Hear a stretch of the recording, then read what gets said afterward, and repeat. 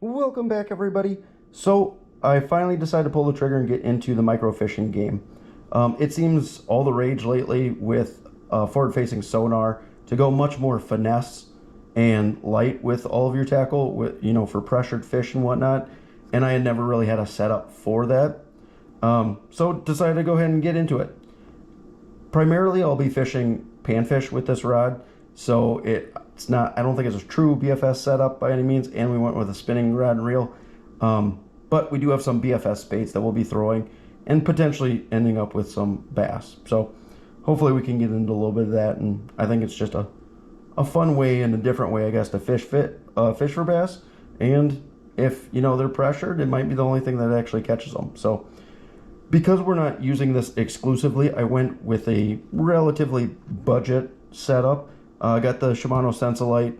It's a 7-foot light action rod, so should be able to throw pretty much everything that we'll want to. I got the Pfluger President reel. I think this is the newer model. I don't know what they changed from like the previous one, but we decided to go with that. I think for everything together, I think it was like $120-ish or something like that. So not cheap, but definitely didn't break the bank with the rod and reel setup. So, but before we can get it out on the water, we have to go ahead and rig everything up. So I figured, why not go ahead and show everybody what I do as far as rigging my spinning reels. There's a million different ways to do it. By no means is my way the best way or the only way to do it, but it's worked for me forever. So we'll go ahead and get into that. So first off, we got to cut off all of our tags. Open everything up. For the most part, they seem to have the Pfluger President seem to have pretty good reviews for a relatively budget option reel. I think it was 60 or 67, 69, something like that dollars. So not awful. One thing that's a little bit different on this than some of the other spinning reels that I've ever had is that they do have rubber inserts. So if you're putting braid on, like we are, it'll bite into that a little bit better, so you won't really end up with the issues as far as your line slipping at all. So that's kind of nice. Typically what I do is I do put a piece of electrical tape on my spinning reels after I go ahead and tie that first knot to prevent any slipping, but some people don't necessarily like that because it can leave a little bit of that glue residue on there when you take it all off, but I've never had an issue cleaning that off. So I guess that those inserts would kind of eliminate the need for that. We'll still do it because that's just how I've always set mine up, but I guess a nice little added feature that this reel comes with. So let's go ahead and put her on and start putting it on line. So one of the biggest things for a spinning reel is essentially getting the line set up correctly, so you don't end up with just a ton of line twist, kind of making your first outing a bit of a nightmare. For me, we're just going to go ahead and run straight braid on this one. I got a relatively cheap braid, so I'm not going to deal with much backing because we aren't going to use this all that often. So I probably won't be changing out the braid and won't really need to worry too much about that. If you want your braid to go longer, or that spool go further and get a better bang for your buck, you most certainly can put on some mono backing or something like that, fill up a quarter of the spool, and then you potentially have the opportunity to change out that line 2 or 3 times, because most of that braid never gets used. That's buried in there for the first quarter of the spool. So you can most certainly end up with a little bit, getting your money to go a little bit further doing that. I got a super cheap braid, so not too worried about it. And again, we won't change ours out, so we won't deal with any mono backing or anything else like that right now. But the first thing you want to do for your mono or fluoro especially is make sure that you have the line going on the right way, because that's going to create a lot of line twist to begin with. With braid, don't really have to worry about that because there's so much less memory. Don't really have to worry about that. But typically how they spool these filler spools is, as long as you have the label up, it's going onto the reel the same way that it's on this spool. So that's always done well for me. I've heard that not every brand does that, and I guess I can't confirm that, but I've heard that, I guess, in the past, but label up has typically always done well for me as far as that goes. But I would most certainly check before you spool yours, because you don't want to be out there the first time and just have endless wind knots and wrecking your first day. So first thing you always want to go ahead and do is make sure that you get that line through your first, at least your first eyelet rod guide. You can go ahead and put it through the whole rod if you want to. I think it's a little bit more manageable to just go through the first one. But so we have that through, and then I guess the next biggest thing is how you attach it to your spinning reel. So again, we got the line going through our first guide, and then you'll always want to go ahead and open up that bail. If you have the bail closed and you try and start putting line on, obviously it's not going to catch, so it's not going to spin around. So I usually wrap it around. What I do for mine is I will typically wrap it around, do a overhand knot just once, and then I will wrap it around again. It gives a little bit more bite to it. This isn't as necessary by any means for mono or fluorocarbon, because it can stretch, so it can kind of grab onto that spool a little bit better. But for braid, it typically can slip a little bit. So for me to combat that, I always use just a little piece of electrical tape. But so there's a number of different types of knots that you can use for this.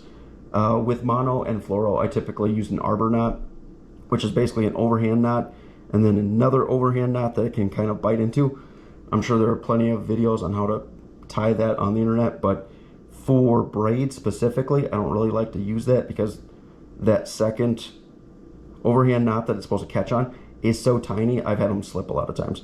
So I will typically either tie either a clinch knot or a uni or something like that. Something that'll bite down a little bit better. So we'll go ahead and tie that real quick. We'll probably just tie ourselves a little uni. All right, and unfortunately this line diameter is so thin that I'm sure it's probably not very easy to see a uni be tied, but go ahead and go 4 wraps, and that will be that. Now it should cinch down perfectly for us.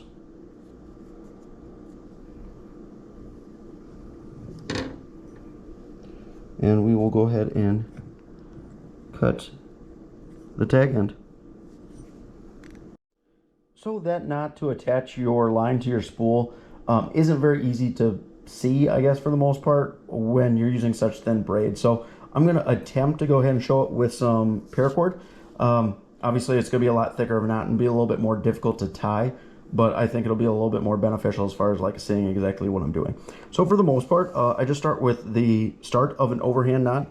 You can start it on the spool, or you can start it off just tying that initially and then putting it around the spool. So you'll go ahead and have that. That'll be your first lap over. And then I go ahead and basically turn it over, or you can just run the line around and attach and tie your knot on here. So you essentially have 2 wraps around the spool, which for braid prevents a lot more slipping.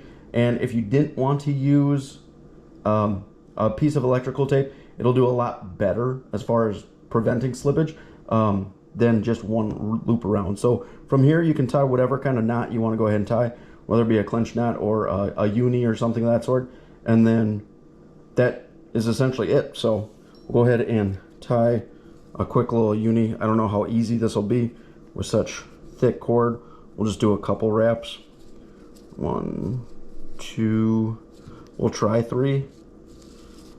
So that's what she looks like. And then see, try not to break a reel while we're doing it. With thin braid, this will be a lot easier, but that is essentially the point. Let's see.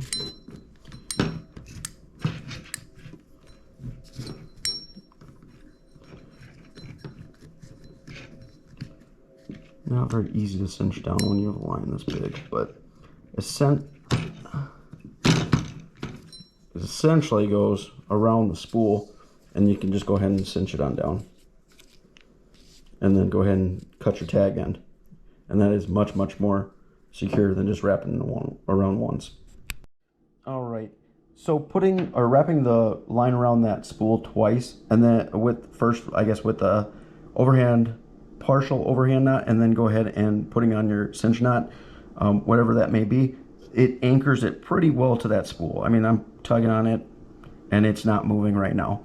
But to further anchor that, we'll go ahead and put on just a little piece of electrical tape, and then it won't spin at all. I've never really experienced my straight braid spinning on my spool, so whatever I guess I'm doing, it's working as far as that goes. But not everybody likes electrical tape because it can leave a little bit of a residue, but you know, to each their own. I guess I've never really had a problem cleaning it off, and I don't change out my line on my spinning rods every year or anything else like that. So I guess if you do, it might not be something for you, but we'll go ahead and cut a little piece of electrical tape. Obviously it's a small rod reel, so the spool's pretty small, so we'll have to trim it up a little bit. But we'll go ahead and do that, and just go ahead and put a little strip on there to further anchor, and then we'll go ahead and reel on some line, and that'll be about it.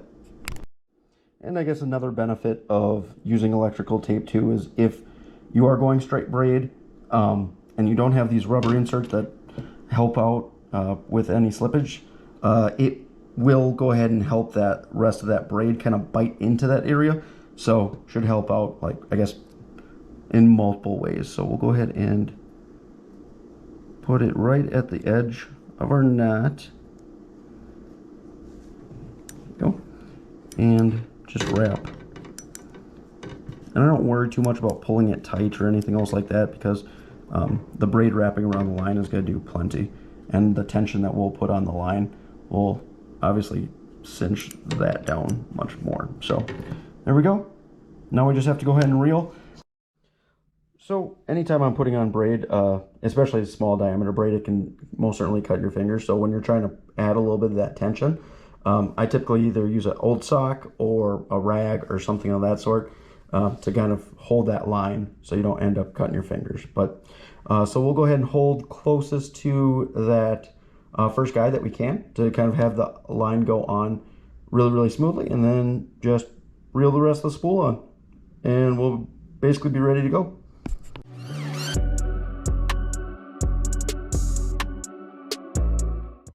All right, we're all spooled up now. Again, the entire spool fit very, very nicely on there. You don't want to overfill your spools by any means. Usually about 1/8 of an inch is about perfect.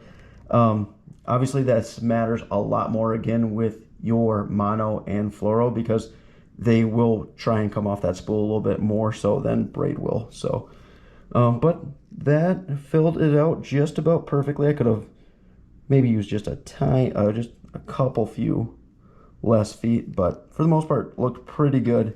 Again, this is the reason that I use some sort of cloth, because obviously it's cutting into my sock quite a bit here. So, and you'll have a little bit of bleed depending on what kind of braid you use. Again, this was a pretty cheap off-brand, so it bled a little bit, but that is about it. So we are good to go now, and we can get out to the lake and see if we can't catch some fish on some light rod and reel action, and start using some much smaller baits, and see if, when those bass are pressured, if this really does help. I assume it probably does, because you see all the pros, this is all the way that they've gone, especially with forward-facing sonar. Just small baits seem to absolutely dominate competitions and stuff like that, so I'm excited. But as always, if you guys like the video, if you wouldn't mind liking, and as always, if you want to see more videos like it, if you wouldn't mind subscribing, that'd be greatly appreciated also. Till the next one.